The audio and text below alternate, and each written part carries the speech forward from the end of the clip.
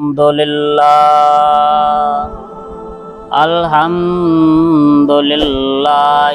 नहमदुहु व नस्तईनुहु व नस्तगफिरुहु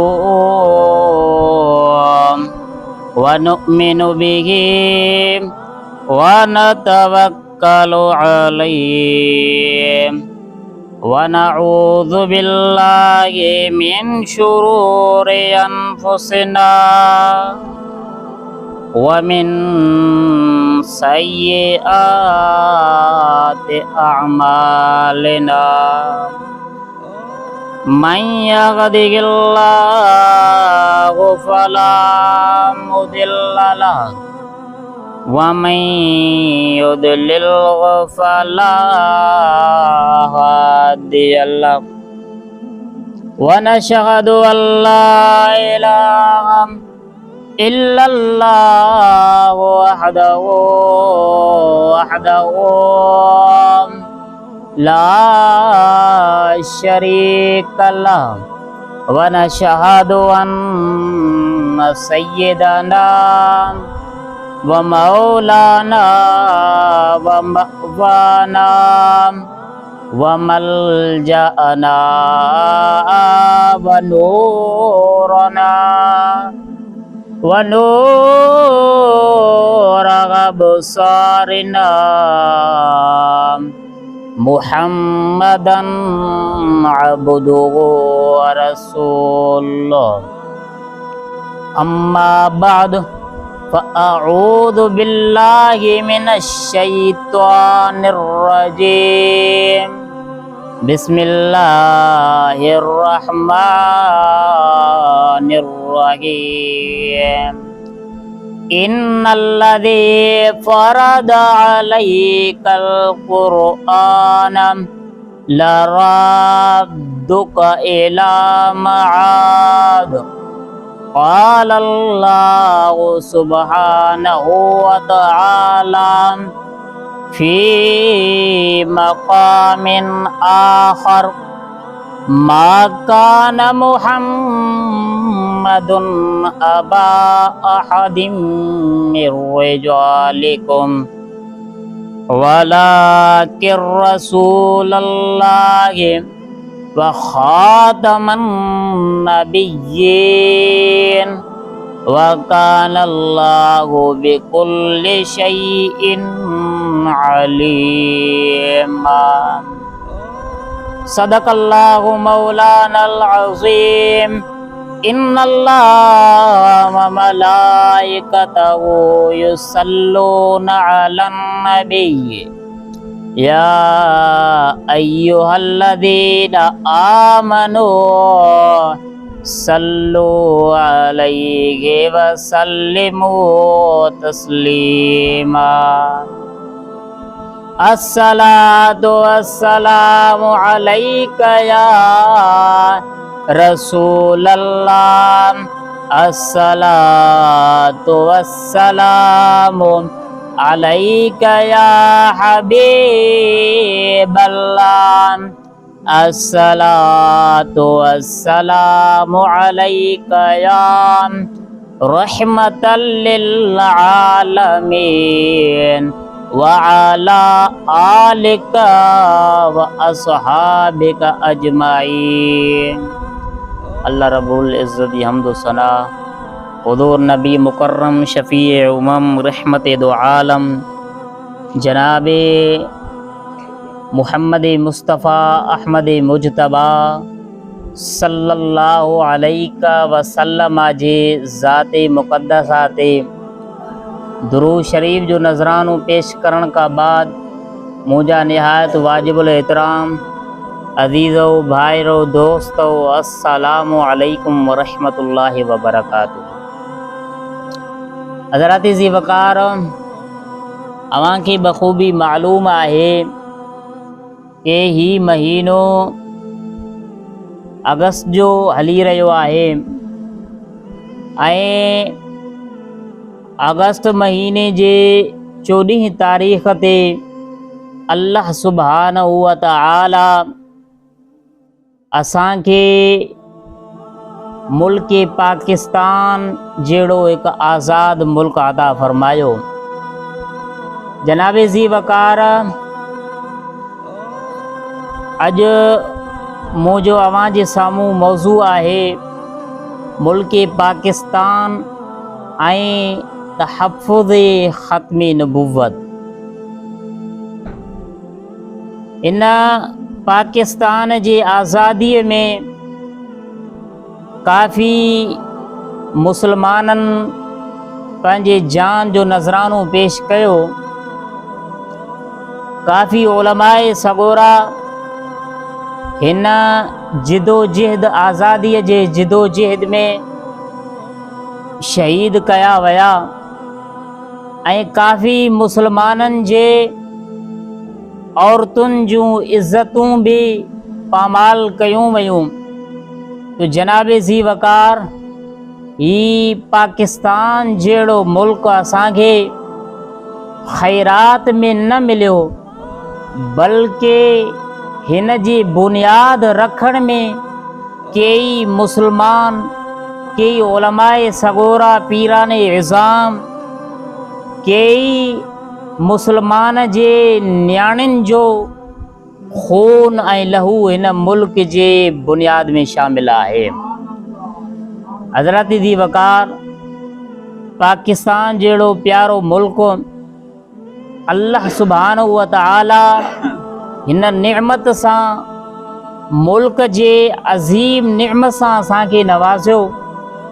जनाब ज़ी वकार, हर इंसान जंहिं जगह ते, जंहिं वतन में या जंहिं मुल्क में पैदा थियो, नंढपिण खां वठी जवान उन मुल्क में थियो, तो जनाब ज़ी वकार उन मुल्क जी महबत, उन मुल्क जी अक़ीदत, उन मुल्क जो प्यार हर इंसान जे दिल में ऐं सीने में ज़रूर समाइजी वेंदो आहे। हुज़ूर मुस्तफ़ा करीम असांजे ऐं तव्हांजे आका जनाब मुहम्मदुर रसूलुल्लाह, जेके सभिनि नबियनि खां आख़िरी नबी आहिनि, उन आख़िरी नबी के जॾहिं अल्लाह सुब्हानहू व तआला नबुव्वत जे मर्तबे ते फ़ाइज़ फरमायो, रिसालत जे ताज उन्हनि जे मथे ते सहरायो, अल्लाह सुब्हानहू व तआला उन्हनि जे मथे ते ख़त्म नबुव्वत जो ताज सां सरफराज उन्हनि खे फरमायो। उन वक़्तु जॾहिं ऐलान नबुव्वत कयाऊं, तो मक्के जे काफ़िरनि ॾिसो, हुज़ूर मुस्तफ़ा करीम सल्लल्लाहु अलैहि वसल्लम जे अबनि ॾाॾनि जी जेका वतन हुई, जेके रसूलुल्लाह सल्लल्लाहु अलैहि वसल्लम जा अब्बा ॾाॾा जंहिं मुल्क में पैदा थिया, उन खां बाद में ख़ुदि मुस्तफ़ा करीम सल्लल्लाहु अलैहि वसल्लम जंहिं मुल्क में पैदा थिया, जंहिं मुल्क में नंढपिण खां वठी नौजवान थिया, तो उहो मुल्क आहे आका अलैहिस्सलातु वस्सलाम जो उहो प्यारो मुल्क मक्का मुकर्रमा आहे। उन मुल्क में पैदा थिया, उन मुल्क में संदन विलादत मुबारका थी। उन खां बाद में पाण जेका सुआ लड़कपन जी उम्र ताईं पहुता, उन खां बाद में जवानी जी उम्र ताईं पहुता। तो ॾिसो, जंहिं मुल्क में रसूलुल्लाह सल्लल्लाहु अलैहि वसल्लम मुल्क में पैदा थिया, जंहिं मुल्क में संदन अबनि ॾाॾनि खां वठी उहो आबाद हुया, उन मुल्क में काफ़िरनि हुज़ूर मुस्तफ़ा करीम सल्लल्लाहु अलैहि वसल्लम खे पंहिंजे असली वतन में आका अलैहिस्सलातु वस्सलाम जे ख़िलाफ़ साज़िशूं शुरू कयूं। हुज़ूर मुस्तफ़ा करीम सल्लल्लाहु अलैहि वसल्लम ते पत्थर वसाया विया। नबी मुस्तफ़ा करीम सल्लल्लाहु अलैहि वसल्लम के कई तरह तरह जूं तकलीफ़ूं ॾिनूं वयूं। आका अलैहिस्सलातु वस्सलाम ते उन तकलीफ़नि, ॾुखनि, मुसीबतुनि जा पहाड़ केराया। उन मक्के जे काफ़िरनि ऐं जेके रसूलुल्लाह सल्लल्लाहु अलैहि वसल्लम ते जंहिं ईमान आंदो, उन मुसलमाननि खे उन जी ज़िंदगी में उन्हनि जे ज़िंदगी खे काफ़िरनि, मुशरिकनि, अल्लाह जे दुश्मननि, अल्लाह जे रसूल जे दुश्मननि, मुसलमान जे ज़िंदगी के सूरन में विझी छॾियो। तो जनाब ज़ी वकार हुज़ूर मुस्तफ़ा करीम सल्लल्लाहु अलैहि वसल्लम बिल आख़िर पंहिंजे असली वतन खे, पंहिंजे मक्का मुकर्रमा वारे असल वतन खे, जंहिं वतन में पैदा थिया, जंहिं वतन में नौजवानी जे उमिरि ताईं अची पहुता, आख़िरकार अल्लाह जे हुक्म सां रसूलुल्लाह सल्लल्लाहु अलैहि वसल्लम पंहिंजे असली वतन के छॾण ते मजबूर थिया। जॾहिं रसूलुल्लाह सल्लल्लाहु अलैहि वसल्लम पंहिंजे असली वतन के छॾे करे मदीने मुनव्वरा ॾांहुं हिजरत शुरू कयऊं, जॾहिं मक़ामे जोफ़ा ते अची करे पहुता, त उन वक़्तु अल्लाह सुब्हानहु व तआला पंहिंजे हबीब करीम सल्लल्लाहु अलैहि वसल्लम ते हीअ आया मुबारका नाज़िल फरमाई। मक़ामे जोफ़ा मक्के ऐं मदीने जे विच में हिकु जगह आहे। जॾहिं उन जगह ते पहुता, अल्लाह सुब्हानहु व तआला इहा आया मुकर्रमा पंहिंजे हबीब करीम सल्लल्लाहु अलैहि वसल्लम ते नाज़िल फरमाई, इन्नल्लज़ी फ़रद अलैकल क़ुरआन लराद्दुका इला मआदिन। ऐं हबीब करीम सल्लल्लाहु अलैहि वसल्लम, जंहिं रब तव्हां ते क़ुरआन पाक नाज़िल फरमायो, उहो रब तव्हांखे पंहिंजे असली वतन मक्का मुकर्रमा ॾे ज़रूरु वापसि मोटाए आणींदो। हज़रत दी वकार ऐं ॿी इन आयत जे हिसाब सां ॿी रिवायत आहे। हज़रत मुक़ातिल रज़ियल्लाहु ताला अन्हु फरमाइनि था कि जंहिंखे इमाम बग़वी रज़ियल्लाहु ताला अन्हु पंहिंजे तफ़सीर में इनखे ज़िक्र कयो आहे कि रसूलुल्लाह सल्लल्लाहु अलैहि वसल्लम जॾहिं मक्के खां हिजरत करे ऐं मदीने ॾांहुं अची रहिया हुया, ग़ार जे अंदरि हलिया विया।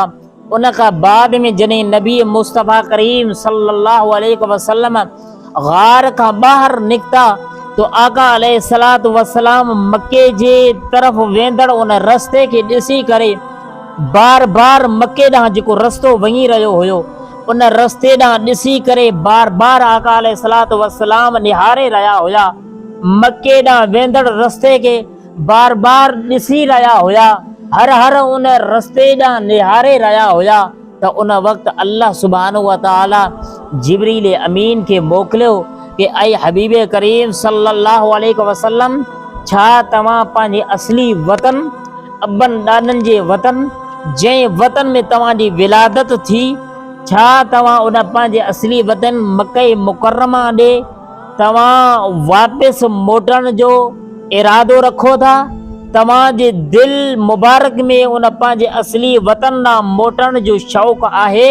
तो आका अलैहिस्सलातु वस्सलाम फरमायो, हा जिब्रील, मूंखे पंहिंजे असली वतन ॾांहुं वापसि मोटण जो शौक़ु, मुंहिंजे दिल में वापसि मोटण जो शौक़ु, ऐं मां पंहिंजे असली वतन जो मुश्ताक़ आहियां। त उन वक़्तु जिब्रील अमीन अलैहिस्सलातु वस्सलाम अर्ज़ कयो, ऐं अल्लाह जा रसूल, अल्लाह सुब्हानहु व तआला तव्हांखे इन आया मुकर्रमा के नाज़िल करे फरमायो, इन्नल्लज़ी फ़रद अलैकल क़ुरआन लराद्दुका इला मआदिन। ऐं हबीब करीम सल्लल्लाहु अलैहि वसल्लम, जंहिं रब तव्हां ते क़ुरआन पाक नाज़िल फरमायो, उहो रब ज़रूरु तव्हांखे पंहिंजे असली वतन मआद यानी मक्का मुकर्रमा ॾे ज़रूरु वापसि मोटाए आणींदो।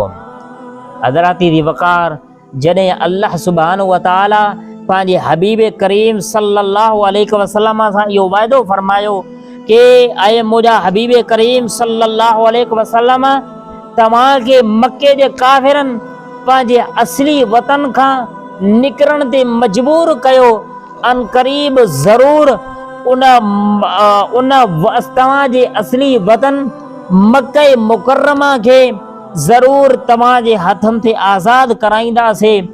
उन मक्का मुकर्रमा ते खे तव्हांजे हथनि ते फ़तह कराईंदासीं। तव्हां उन मक्का मुकर्रमा खे आज़ादु कंदो, ऐं त मक्के उन वक़्तु मदीने ते हुकूमत तव्हांजी रहंदी, पर तव्हांजे असली वतन मक्का मुकर्रमा ते हुकूमत बि तव्हांजी हलंदी।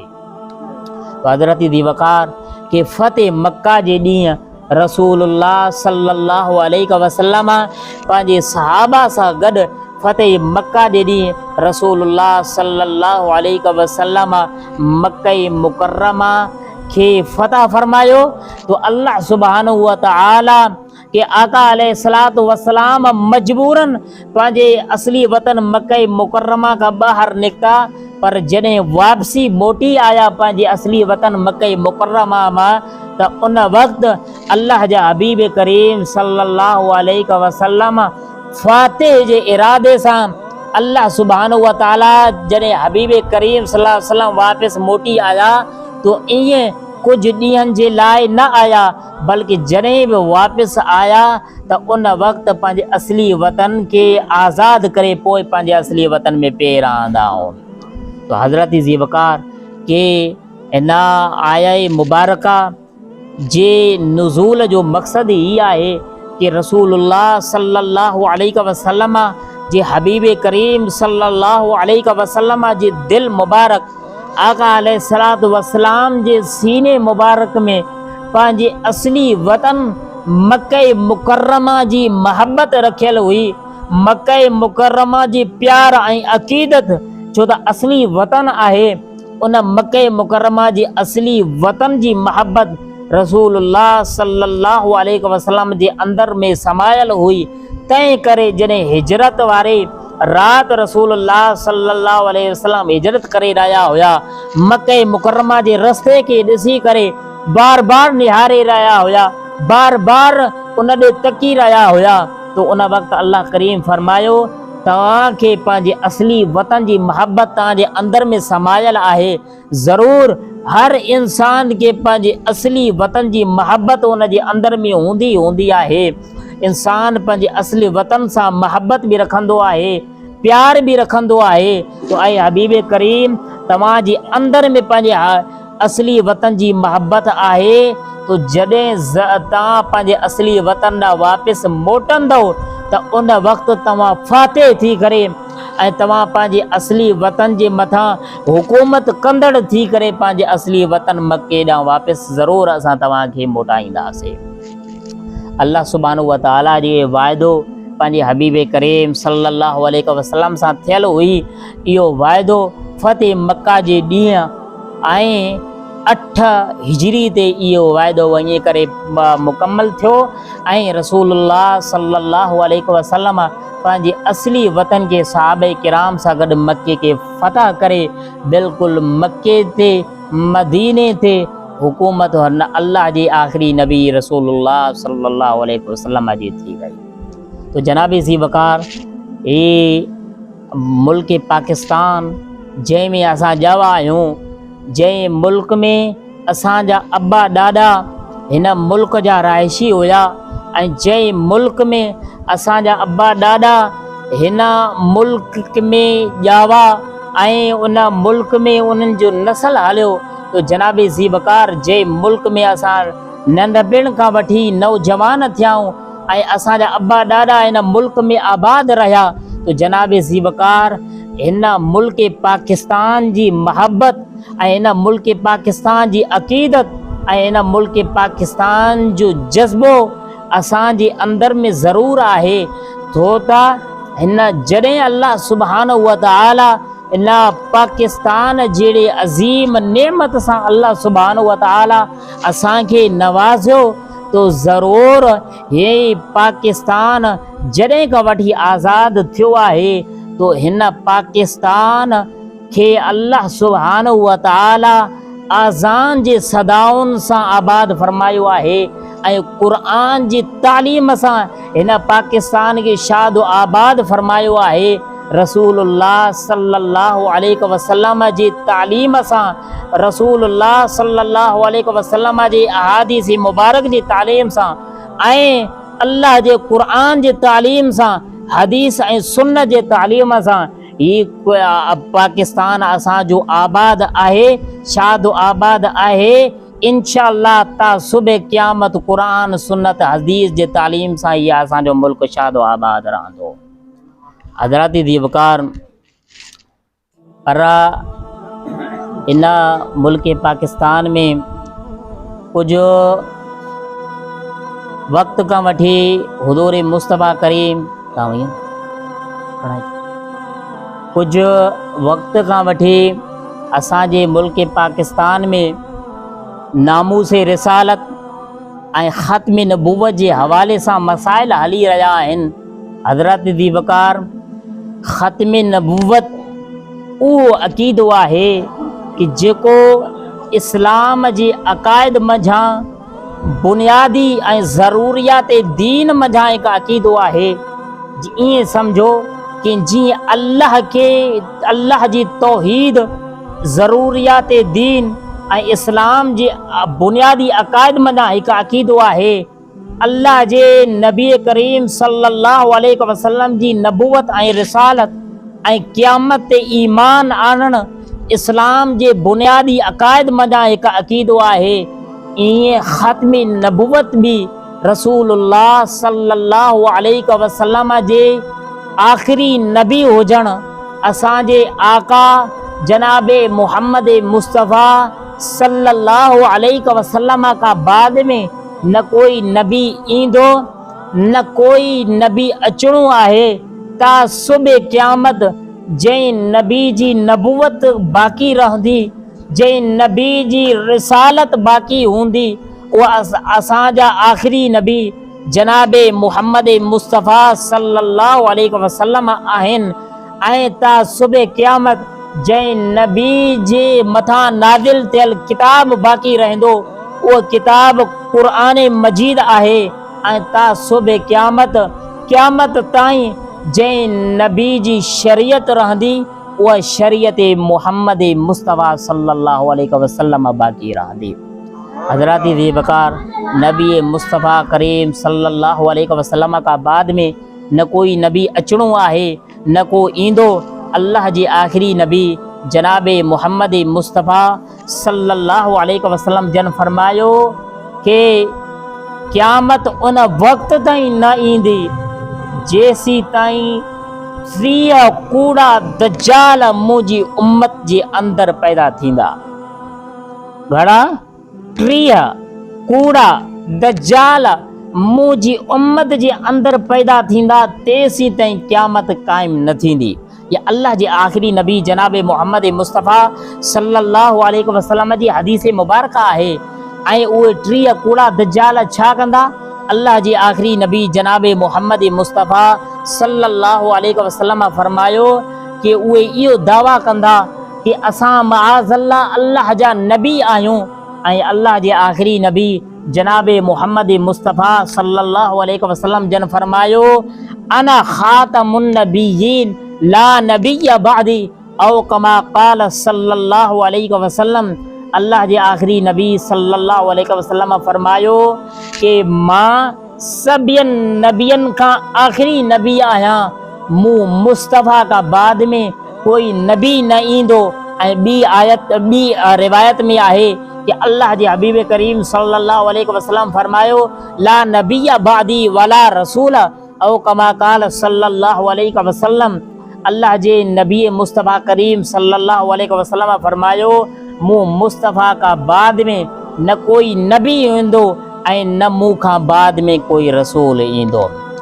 तो हज़रत दी वकार अल्लाह जी आख़िरी नबी जनाब मोहम्मद मुस्तफ़ा सल्लल्लाहु अलैहि वसल्लम पंहिंजी नूरानी निगाह सां ॾिसी रहिया हुया कि मुंहिंजी उम्मत में 30 कूड़ा दज्जाल पैदा थींदा, जंहिं मज़ा हर को इहो दावा कंदो कि मआज़ल्लाह असां अल्लाह जा नबी आहियूं या अल्लाह जा रसूल आहियूं। अल्लाह जे आख़िरी नबी जनाब मोहम्मद मुस्तफ़ा सल्लल्लाहु अलैहि वसल्लम 1400 साल पहिरियों पंहिंजे ग़ैब दान नबी पंहिंजे ग़ैब जे अखियुनि मां असांखे ख़बर ॾेई रहिया हुया, ख़बर ॾेई विया आहिनि कि 30 पैदा थींदा, नबूअ जो दावा कंदा। पर हिकु ॻाल्हि ॿुधी छॾो, मां मुस्तफ़ा करीम सल्लल्लाहु अलैहि वसल्लम ख़ातमुन नबीन आहियां, मूं खां बाद में न कोई नबी ईंदो ऐं न मूं खां बाद में कोई रसूल ईंदो।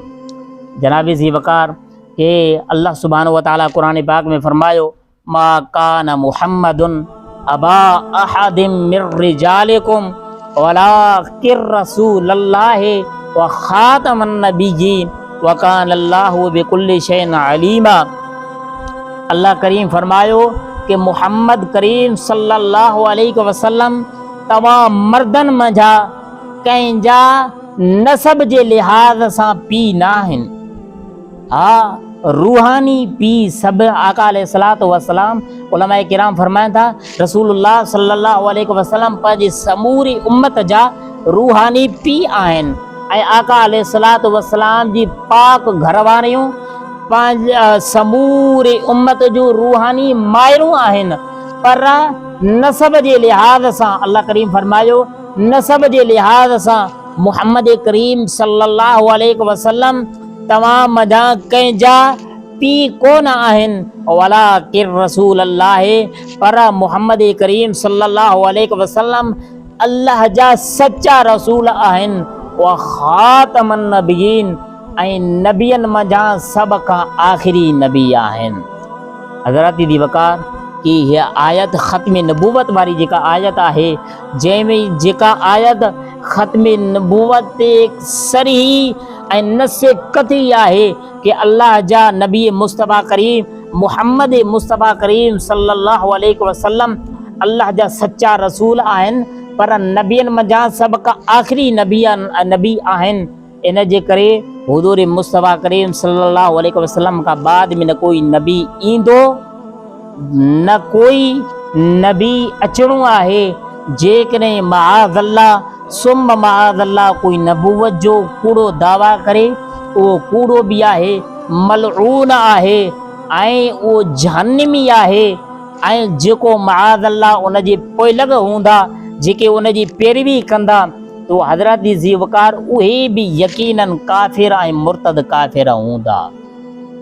हज़रत ज़ी वकार के उन मंझा रसूलुल्लाह सल्लल्लाहु अलैहि वसल्लम जे दौरे मुबारका में हिकु मथे फिरिये असवद अंसी जंहिं नबुवत जो दावा कयो, कूड़ो दावा कयो ऐं रसूलुल्लाह सल्लल्लाहु अलैहि वसल्लम जे हिकु सचे सहाबी उनखे क़त्ल करे जहन्नम ताईं पहुचायो।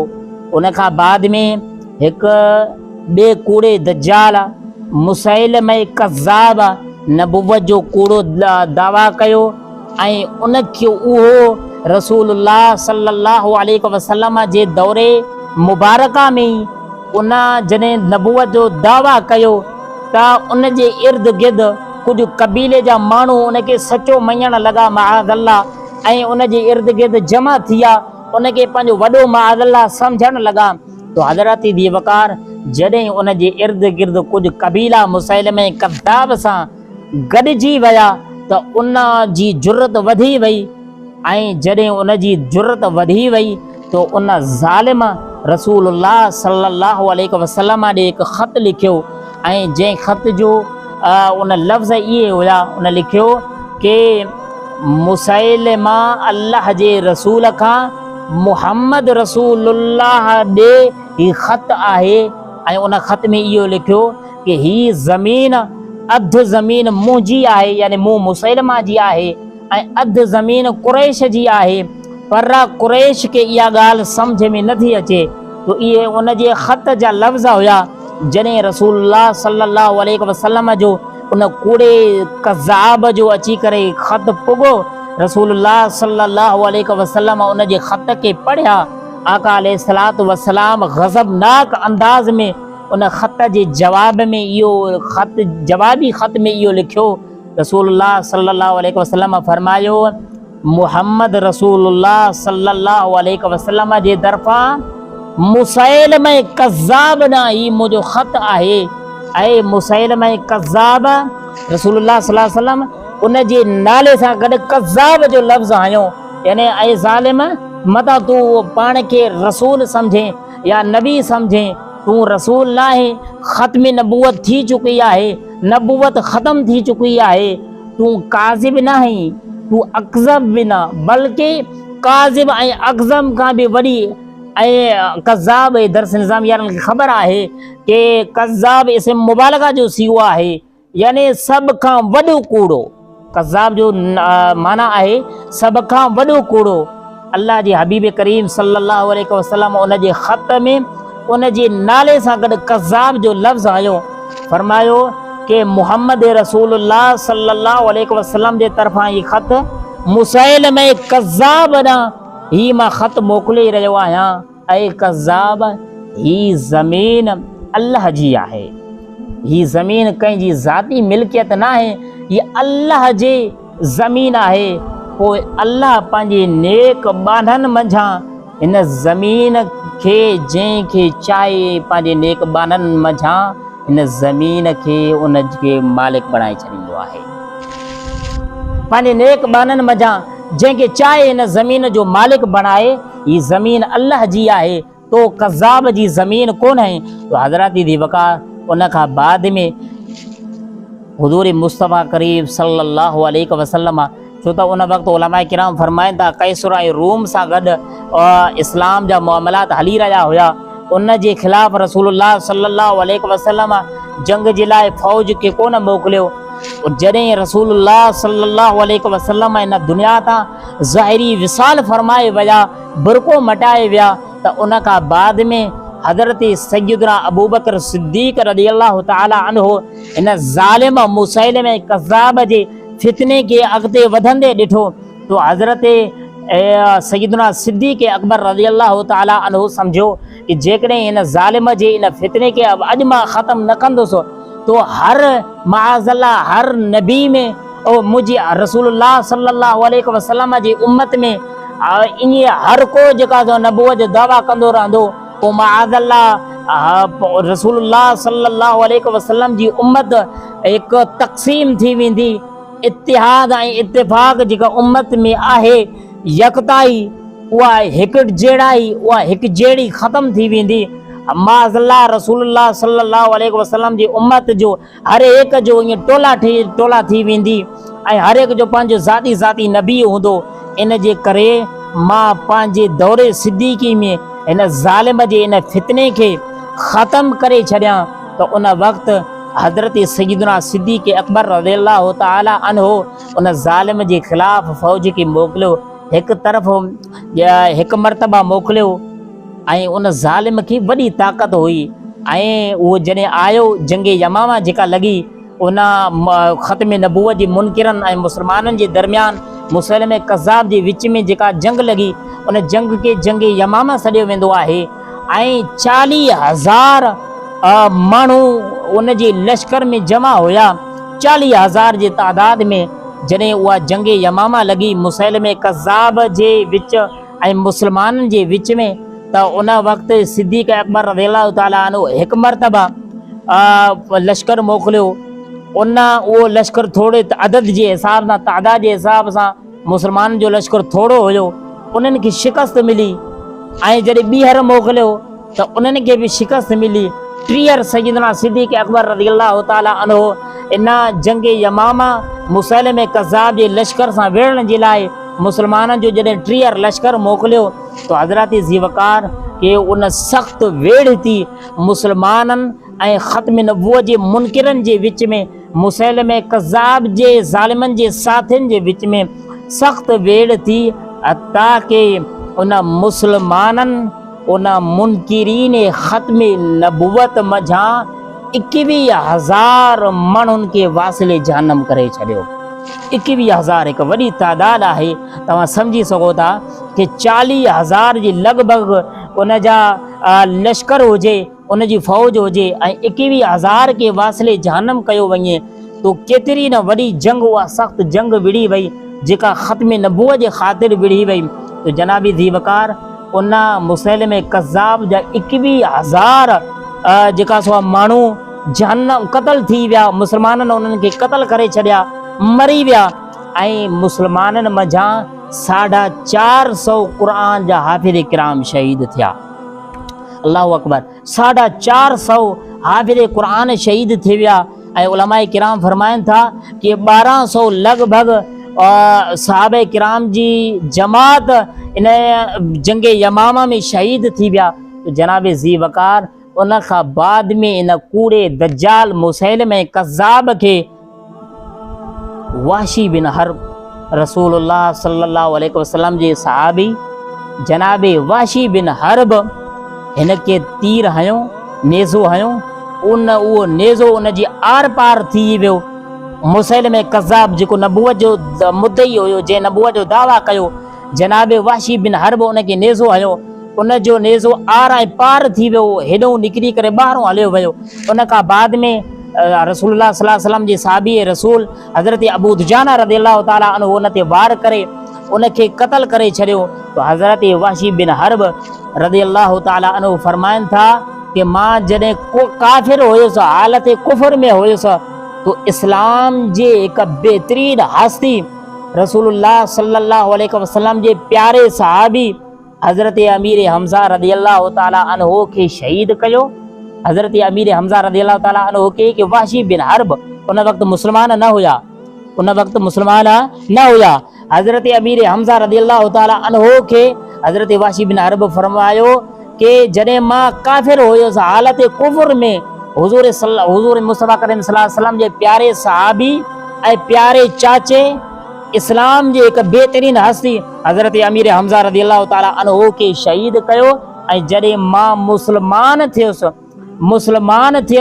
सहाबी थियुसि, तो मुस्लमान थियण खां बाद में इस्लाम मुनकिरीन ख़त्म नबूवत ऐं माण्हुनि मंझां हिकु बदतरीन इंसान, माण्हुनि मंझां हिकु बदबूदार इंसान रसूलुल्लाह सल्लल्लाहु अलैहि वसल्लम जे ख़त्म नबूवत ते हमिलो कंदड़ मुसैलिम कज़्ज़ाब खे मां जहन्नम में पहुचाए छॾियो आहे।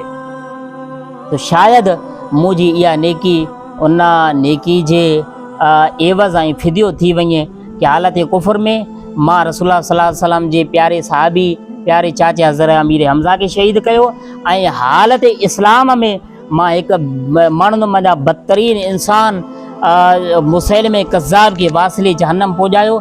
तो शायदि इहा मुंहिंजी नेकी जेका सुआ उन नेकीअ जो फिदियो ऐं एवज़ बणिजी वई आहे। तो हज़रत ज़ीवकार के पाकिस्तान में इन कादियानिन जे मुल्क, कादियानिन जे हक़ में जेतिरा बि फ़ैसिला ॾिना वञनि, पर हीअ उम्मत बेदार थी चुकी आहे कि अल्लाह जे आख़िरी नबी जनाब मोहम्मद मुस्तफ़ा सल्लल्लाहु अलैहि वसल्लम खां बाद में न कोई नबी ईंदो, न कोई नबी अचणो आहे। ता सुबह क़यामत जंहिंजी नबूवत रहंदी, जंहिंजी रिसालत बाक़ी रहंदी, जंहिंजी शरीयत बाक़ी रहंदी, जंहिंजो क़ुरान बाक़ी रहंदो, उहो हज़रत मोहम्मद मुस्तफ़ा करीम सल्लल्लाहु अलैहि वसल्लम जी शरीयत ऐं ख़त्म नबूवत ऐं आका अलैहिस्सलातु वस्सलाम जी नबूवत ऐं रिसालत ऐं अल्लाह जे आख़िरी नबी रसूलुल्लाह सल्लल्लाहु अलैहि वसल्लम जो क़ुरान ऐं शरीयत बाक़ी रहंदी। हज़रत ज़ीवकार अल्लाह करीम का दुआ है को करीम रब असांखे अमल जी तौफ़ीक़ अता फ़रमाए। व आख़िरु